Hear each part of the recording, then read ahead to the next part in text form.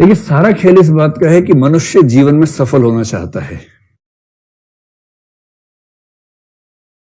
तो सब लोग चाहते हैं कि हमारे अंदर वो चीजें पैदा हो जाएं जिनसे व्यक्ति सफल होता है। और जो बच्चे स्कूल में बहुत गंभीरता से पढ़ते हैं वो इसी चक्कर में पढ़ते हैं कि इससे वो जीवन में सफल हो जाएंगे, इसी भाव से पढ़ते हैं ना। बचपन से HW ठीक से करते हैं, यहां तक कि CW भी ठीक से करते हैं स्कूल जाने के बाद, इस उम्मीद से कि आगे चल के वो बहुत सफल होंगे। लेकिन ऐसे जोक्स व्हाट्सएप पे खूब आते हैं। कल किसी ने मुझे दिखाया, एक स्वामी जी थे, वो स्पीच दे रहे थे, उनका एक वीडियो क्लिप आई थी। गंजे वाले स्वामी जी, यंग स्वामी जी हैं, तो उन्होंने, आपने देखा ही होगा, मैं फिर भी याद दिला देता हूं। उसमें एक बहुत रोचक बात बताई गई थी। उसमें क्या था कि स्कूल में या कॉलेज में 5 तरह के बच्चे होते हैं। एक वो है जो साइंस पढ़ते हैं, नंबर 2 वाले कॉमर्स पढ़ते हैं, नंबर 3 वाले आर्ट्स पढ़ते हैं, नंबर 4 वाले 10वीं तक ही पढ़ पाते हैं, नंबर 5 वाले बिल्कुल भी नहीं पढ़ते हैं। ठीक। और जीवन में सफलता का क्रम इसका विपरीत रहता है उस वीडियो के हिसाब से। वास्तविकता नहीं पता मुझे, उस वीडियो के हिसाब से। जो साइंस पढ़ते हैं वो इंजीनियर बनते हैं, और इंजीनियर बन के कुछ बड़ा काम करते हैं, मतलब कोई सड़क बना दी, पुल बना दिया, वो सब करते हैं, सॉफ्टवेयर बना देते हैं। कॉमर्स वाले जो उनकी तुलना में थोड़े से कमजोर थे औसतन, हर व्यक्ति की बात नहीं हो रही है, कुछ लोग तो महान हो सकते हैं उनमें, वो MBA कर लेते हैं और फिर MBA के अंडर इंजीनियर काम करता है। आर्ट्स वाले उनसे भी खराब होते हैं। ये मैं कह नहीं रहा हूं, उसमें कहा गया था, मैं खुद आर्ट्स वाला हूं। और आर्ट्स वाले IAS बन जाते हैं, IAS के अंडर MBA काम करता है और MBA के अंडर इंजीनियर काम करता है। जो 10वीं में फेल हो गए थे वो नेता बन जाते हैं, फिर नेताओं के अंडर IAS काम करता है और फिर वही चेन चलती रहती है। और जो कभी स्कूल गए ही नहीं वो स्वामी बन जाते हैं, बाबा बन जाते हैं, और बाबाओं के अंडर नेता काम करते हैं, नेताओं के अंडर IAS काम करते हैं, IAS के अंडर MBA के अंडर इंजीनियर। तो बताओ आप में से कौन कौन इंजीनियर है? लेकिन ये वो वाले इंजीनियर है जो IAS बनने वाले हैं। इसका मतलब ये 2 स्टेप और ऊपर निकल जाएंगे और उसके बाद फिर नेता वेता बनेंगे तो और बड़ी बात हो जाएगी। ये बात भी सही नहीं है ना? ये बात भी हंसी मजाक वाली बात है। लेकिन आप समाज में देखेंगे तो सच में ये कहना बड़ा मुश्किल है कि जो स्कूल में पढ़ने में सबसे अच्छे थे वो जीवन में सबसे सफल होंगे। ऐसा बिल्कुल नहीं है, ऐसा रत्ती भर नहीं है। स्कूल कॉलेज में जो पढ़ने में बहुत खराब थे उनमें से कई लोग जीवन में इतने सफल हो जाएंगे, और जो पढ़ने में बहुत अच्छे थे उनमें से कई लोग जीवन में इतने औसत रहेंगे कि आपकी एकेडमिक क्वालिफिकेशंस, आपके स्कूल कॉलेज की उपलब्धियां और आपके जीवन की सफलताओं में लिंक सीधा है नहीं। इसलिए दुनिया का हर समाज सोचता है कि हमें सफलता का लिंक समझ में आ जाए तो हम उसी पे काम करें।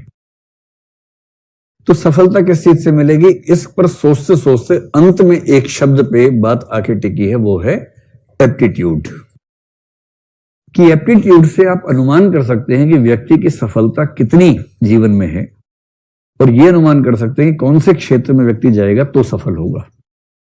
और इस वजह से सफलता की भूख ने यह मजबूरी पैदा की कि हम एप्टीट्यूड को समझने का प्रयास करें। और एप्टीट्यूड क्या है? एप्टीट्यूड की सारी स्टडीज, जो एक आपने व्याख्या पढ़ी ना, हार्वर्ड गार्डनर वाली व्याख्या, थियरी ऑफ मल्टीपल इंटेलिजेंसेस, आप यूं समझें कि गार्डनर की व्याख्या मूलतः इसलिए बनाई गई थी ताकि एप्टीट्यूड की समस्या का समाधान हो जाए।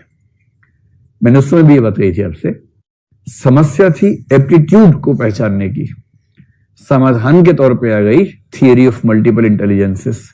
तो सबसे पहली बात, कोई आपसे पूछे एप्टीट्यूड क्या है, तो उसको बोल देना, भाई 4 बातें ध्यान से सुन लो, अगर ये चारों हैं तो इसका मतलब ये एप्टीट्यूड है। आपके नोट्स में बहुत स्पष्ट रूप में इसके बारे में वर्णन किया हुआ है।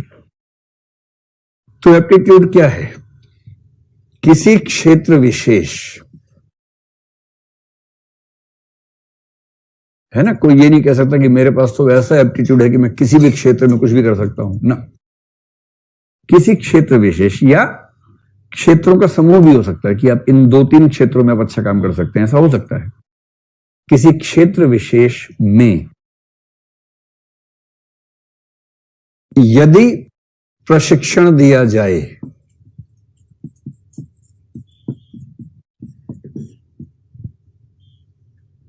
यदि प्रशिक्षण दिया जाए, है ना, केवल ऐसा नहीं कि बस यूं ही मनाया मुंह उठा के चल पड़े, तो उस क्षेत्र विशेष का कौशल सीखने या अच्छा निष्पादन करने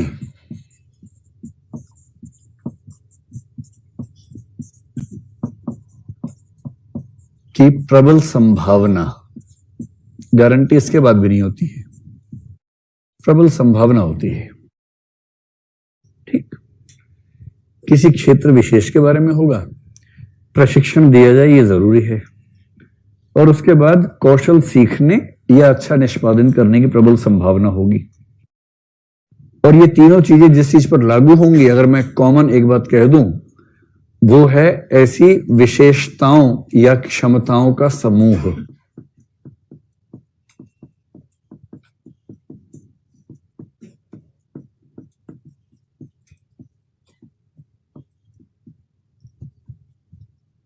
अब ये बात पूरी हो गई। व्यक्ति के भीतर ऐसी विशेषताओं या क्षमताओं का समूह होना जिसकी वजह से यदि प्रशिक्षण दिया जाए तो वह व्यक्ति उस निश्चित क्षेत्र विशेष में कौशल सीखने या अच्छा निष्पादन करने में सफल हो जाएगा, इस बात की प्रबल संभावना होती है। इसे बोलते हैं एप्टीट्यूड। बात समझ में आ रही है आप लोगों को? आप ये चाह रहे हैं कि मैं ये वाक्य बोल के लिखवाऊं या इससे जोड़ जाड़ के लिख लेंगे आराम से, क्योंकि परीक्षा में याद भी नहीं रहेगा। परीक्षा में तो खुद ही लिखना होगा, वाक्य अपने आप ही लिखना होगा। ठीक, तो मैं फिर से बोल देता हूं अपनी रिवीजन के लिए, ताकि मुझे ठीक से याद हो जाए। तो पहली बात, किसी व्यक्ति के भीतर ऐसी विशेषताओं या क्षमताओं की उपस्थिति जिनकी वजह से यदि उसे किसी क्षेत्र विशेष से संबंधित प्रशिक्षण दिया जाए तो उसके कौशल को सीखने या अच्छा निष्पादन करने की संभावना अत्यंत प्रबल होती है। उन क्षमताओं या विशेषताओं के समूह को कहते हैं एप्टीट्यूड, यानी कि अभिरुचि। हाँ या ना? हाँ, बहुत बढ़िया।